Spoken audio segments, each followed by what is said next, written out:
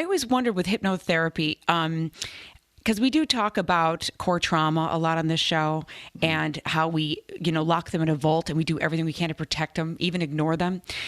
So does hypnotherapy basically uncover the mounds of iron we cast over it to protect them? What does it do? Does it make your memory come back? How do you do it?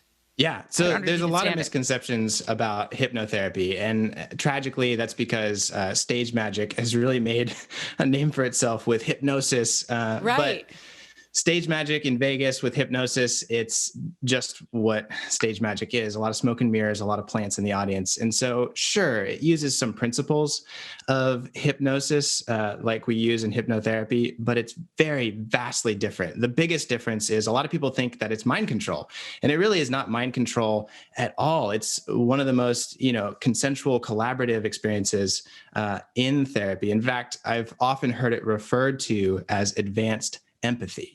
Hypnotherapy is. Wow. And so, the basic premise is maybe you've had this experience yourself, Jenny, where at the end of a long day, you'll be driving back from the office or your job, and you're just kind of off in your thoughts and you space out, and maybe you miss your exit or you end up in your own driveway and you don't know how you got there. Daily. Right? Same. Well, when I'm not working from home. Maybe I find myself at the fridge instead on accident. But anyway, but that's the same kind of thing we do in hypnotherapy. We just do it on purpose. The brain has a natural response where the connection between the conscious mind and the unconscious mind can sometimes become broken. And so in those moments where we space out, I call it tripping off, where we do that, it's our mind processing the emotions and the stories that we use and go through every day in order to kind of put them together in a cohesive picture.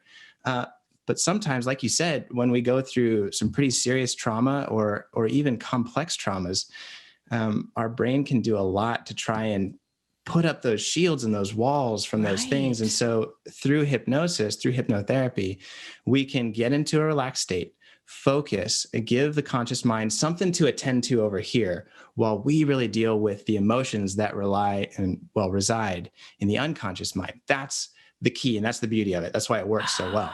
This pulls the guard down that's been protecting. That is so fascinating. Okay. And so talking about the subconscious mind, I'm so fascinated by it, especially when I think about it in terms of how it's making my dreams happen or what it's the lessons it's giving me through my dreams. And I always thought it's either going to happen in reality for me to learn or I'm going to work it out in my dream.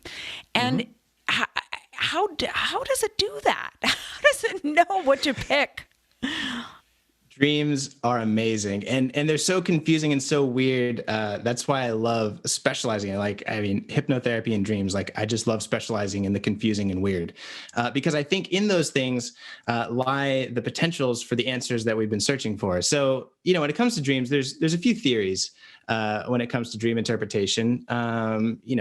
Going way back to primitive tribes and the way that they would make decisions or listen to the dream interpreters back then, all the way to Sigmund Freud and Carl Jung, who talked a lot about dream interpretation, but had very different opinions. So to kind of summarize those differences, the idea is when our conscious mind goes to sleep, it gives us the opportunity to start to process the raw emotions. But the unconscious mind, speaks in a different language than our conscious mind does. The conscious mind being the one who's really good at logic and, verbal processing, those kind of very structured ways of thinking. The unconscious mind doesn't care about any of that. It's only interested in the emotions and the feelings and the stories that we go through. So when we go to sleep, all that stuff comes out, but it comes out in a way that when we wake up consciously, we don't know how to process because it's a different language.